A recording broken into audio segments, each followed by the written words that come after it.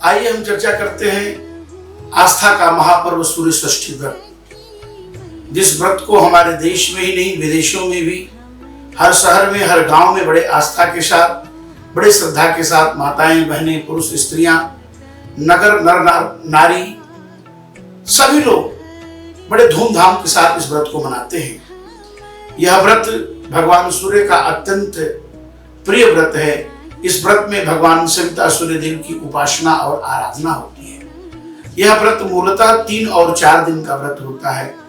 यही एक ऐसा व्रत है, यही सनातन की विशेषता है कि यहाँ अस्त होते हुए सूर्य की भी पूजा होती है।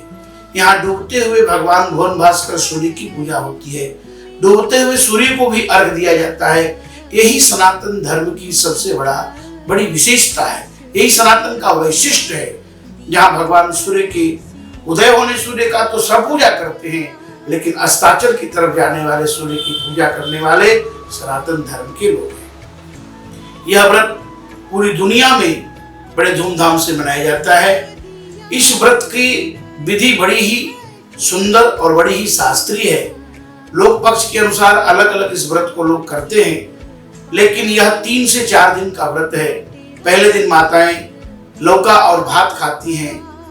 दूसरे दिन दूध में गुड़ डाल करके एक सुंदर नए अन्न का नए चावल का खीर बनाती हैं और उस खीर से दूसरे दिन का व्रत करती हैं।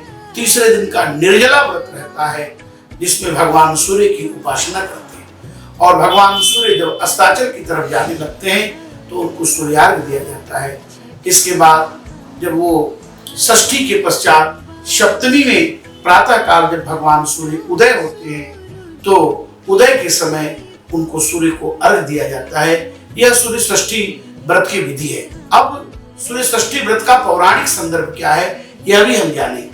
इस व्रत के विषय में पुराणों में ऐसी कथाएं आती हैं कि जब पांडवों का सर्वस्व सब कुछ चला गया, पांडव वन चले गए, उनकी राज सत्ता छीन ली गई, तब बड़े वो निराश हुए, क्या करें। तब देवी द्रौपदी ने भगवान सूर्य की उपासना किया और इस व्रत को किया।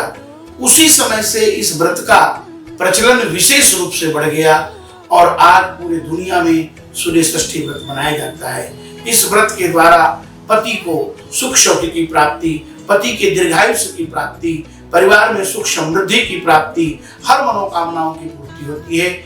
ऐसा महान और श्रेष्ठ व्रत है सूर्य षष्ठी व्रत।